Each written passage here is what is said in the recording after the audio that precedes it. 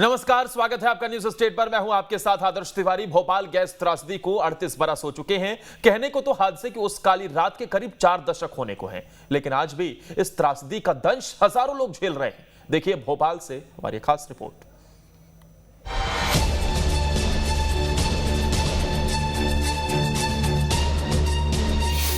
Bhopal gas त्रासदी की वो काली रात, वो भयंकर मंजर, जहरीली गैस से बचने के लिए भागते लोग, सायरन की आवाज और लोगों की चीखें।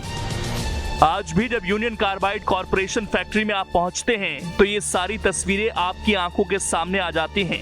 लगता है कि यहाँ से गैस रिलीज हुई होगी, यहाँ सायरन बजा होगा, लोग भागते भागते ही अपनी जान गंवा बैठे। ये तस्वीरें यूनियन कार्बाइड कॉरपोरेशन की हैं। ये वही टैंक है जहाँ से गैस रिसाव हुआ था। 2 और 3 दिसंबर की रात हुए इस हादसे में लगभग 45 टन खतरनाक मिथाइल आइसोसाइनेट गैस एक कीटनाशक संयंत्र से लीक हो गई थी, जिससे हजारों लोग मौत की नींद सो गए थे। ये औद्योगिक संयंत्र अमेरिकी फर्म यूनियन कार्बाइड कॉरपोरेशन की भारतीय सहायक कंपनी का था। गैस लीक होते ही गैस आसपास की घनी आबादी वाले इलाकों में फैल गई। एक रिपोर्ट की माने तो इससे करीब 16,000 से अधिक लोगों के मारे जाने की बात कही जाती है। हालांकि सरकारी आंकड़ों में केवल 3,000 लोगों के मारे जाने की बात कही गई है। भोपाल गैस त्रासदी को 38 बरस पूरे हो चुके हैं और इस गैस त्रासदी को कोई नहीं भूल सकता, खास तौर पर भोपाल वासी। तस्वीरें हम आपको यूनियन कार्बाइड उस फैक्ट्री की दिखा रहे हैं जहां पर ये पूरा हादसा हुआ था और हज़ारों लोगों की जान चली गई थी। उस समय हमने देखा था कि किस तरह से चारों ओर जो मंजर था, आज भी उन लोगों से हम बातचीत करते हैं तो उनकी आंखों नम हो जाती हैं, आंखों से आंसू आ जाते हैं। और 45 टन खतरनाक जो गैस थी, मिथाइल आइसोसाइनेट, वो यहाँ से निकली थी और उसके बाद लोग भाग रहे थे, तेज़ी से सांस ले रहे थे और उनकी जान भी जा रही थी। सरकारी आंकड़े के हिसाब से अगर आप देखेंगे तो 2-3 हज़ार मौतें बताई जाती है, मगर वैसे लोगों से बात की जाती है तो 16,000 से भी ज़्यादा लोगों की जान गई थी और 5 लाख लोग इससे अफेक्टेड हुए थे। तो ये तस्वीरें आप देख रहे हैं उसी फैक्ट्री की जहाँ से ये 38 साल पहले हादसा हुआ था और वाकई में बहुत ही डरा देने वाली वो तस्वीरें थी। फ़िलहाल भी आप अगर यहाँ पर देखेंगे तो एक तरह से यहाँ पर काफ़ी नेगेटिव एनर्जी महसूस होती है। ऐसा लगता है कि मानो इन चीज़ों को देखते हुए कि उस वक्त क्या हुआ होगा, किस तरह से लोग भाग रहे होंगे, कैसे दौड़ते दौड़ते लोगों की जान चली गई थी। महिलाओं को हमने देखा जो यहाँ पर वर्कर्स थे वो किस तरह से काम करते थे। तो वाकई में बहुत ही डरा देने वाली वो तस्वीरें थी। और आज भी जो गैस पीड़ित हैं उनसे अगर इस बारे में बातचीत करते हैं तो उनका दिल दहल उठता है। इस हादसे को 38 साल हो चुके हैं, मगर इस हादसे का मुख्य आरोपी कभी पकड़ा नहीं गया, या यूं कहें कि उसे इस गैस कांड में कभी सजा नहीं हुई। यूनियन कार्बाइड कॉरपोरेशन के अध्यक्ष वारन एंडरसन इस त्रासदी के मुख्य आरोपी थे, लेकिन उन्हें सजा तक नहीं हुई। 1 फरवरी 1992 को भोपाल की कोर्ट ने एंडरसन को फरार घोषित कर दिया था। एंडरसन के खिलाफ कोर्ट ने 1992 और 2009 में 2 बार गैर जमानती वारंट भी जारी किया, लेकिन उसको गिरफ्तार नहीं किया जा सका। 2014 में एंडरसन की स्वाभाविक मौत हो गई, जिसकी वजह से कभी उसे सजा नहीं भुगतनी पड़ी। भोपाल गैस कांड का मुख्य आरोपी आज तक गिरफ्तार नहीं हो पाया।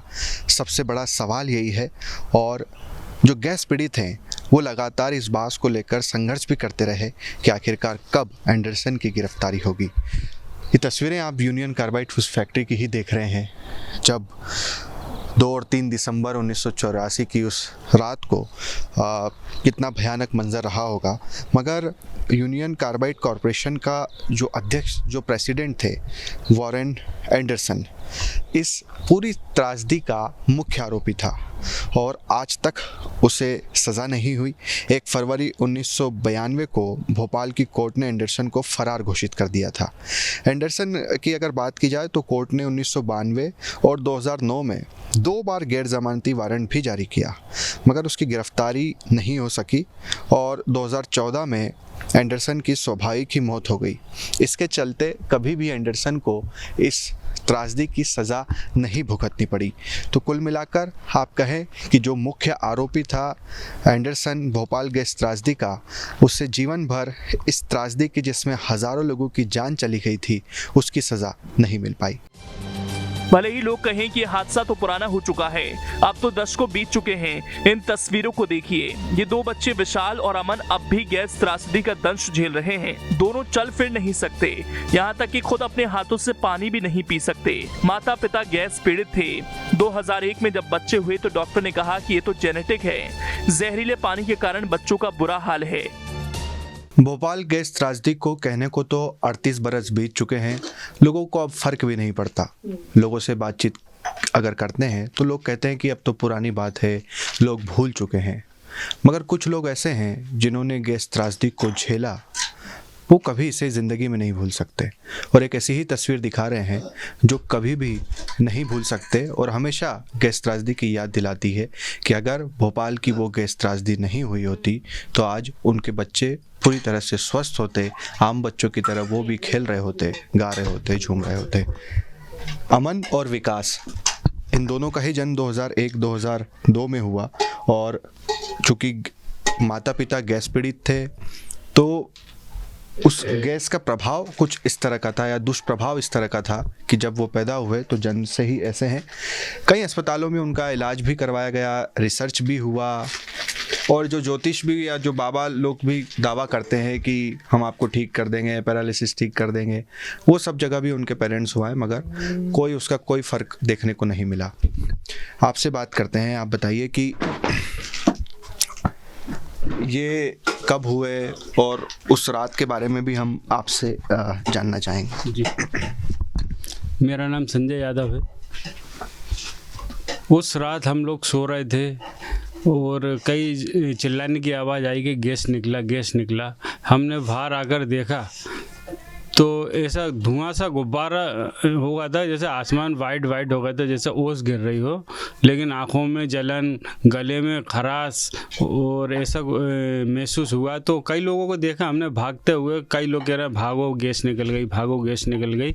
तो हमारे पिताजी, हमारी माँ, हमारी बहन, हम एक दूसरे का हाथ पकड़ के, कोई इधर जा रहा है, कोई उधर जा रहा है। आज बीच रास्ते में जाकर हम लोग बिछड़ गए। बिछड़ने के बाद हमारी माँ हमारी बहनों को लेकर इधर उधर भटकती रहीं और हम दूसरी जगह भटकते रहे, लेकिन हम एक दूसरे से नहीं मिल पाए। हमारी बहन को इतना गैस लगा कि उसकी गैस से आंखें वाइट हो गई थी और हम लोग भी हमीदी हॉस्पिटल पहुँचे, यहाँ हम लोगों को भर्ती कर लिया गया। हमको कुछ दिख तो नहीं रहा था, लेकिन 2-3 रोज बाद हम जब घर वापस आए तो फिर जाके हम लोग मिल पाए। 4-5 रोज बाद कौन कहाँ पड़ा है, किसी का कुछ होश नहीं था। आपकी कब शादी हुई? क्या आपकी पत्नी भी गैस पीड़ित थी? और उसके बाद जब ये बच्चे हुए तो 84 में गैस निकली थी, उस टाइम शायद 9-10 साल का होऊंगा मैं। और इसके बाद में मेरी शादी 95 में हुई। 95 के बाद मेरी पत्नी भी गैस पीड़ित है, मैं भी गैस पीड़ित हूँ। तो हम दोनों शादी के बाद हमारे घर में बच्चों का जन्म हुआ। बच्चों का जन्म अच्छे से हुआ, लेकिन हमें नहीं मालूम था कि तकदीर हमारे साथ क्या खेल खेल रही है। लेकिन हमारे बच्चे जैसे जैसे बड़े तो होते गए, वैसे वैसे हम सोच रहे थे खड़े होंगे, लेकिन वो आज तक खड़े ना हो पाए। एक ऐसा दंश दे गया है जो गैस, और डॉक्टरों को दिखाया तो डॉक्टर कहते हैं कि जेनेटिक बदलाव है, इसका हमारे पास कोई इलाज नहीं है। बस हम ये चाहते हैं कि कई जगह इलाज करवाया हमने, बाबा से लेके अंडे मुर्गे तलक हमने दिए हैं कि पूजा पाठ से भी हो जाए, लेकिन इसका कोई हमारा समाधान नहीं मिला। बस हम तो यही चाहते हैं कि हमारे बच्चों के लिए, और ऐसे कई बच्चे हैं उनके लिए सरकार कोई पुनर्वास चालू करे, जिनको आजीवन पेंशन मिले। गैस त्रासदी को 3 दशक से अधिक बीत गए। इस दौरान मुख्य आरोपी की मौत हो चुकी है। तत्कालीन सीएम से लेकर पीएम तक आज कोई भी इस दुनिया में नहीं है। कहने को तो सब कुछ बदल गया, कुछ नहीं बदला तो वो इन जैसे कई पीड़ित बच्चों की किस्मत, जो लगता नहीं कि आगे भी बदलेगी। भोपाल से शुभम गुप्ता के साथ टीम न्यूज़ स्टेट।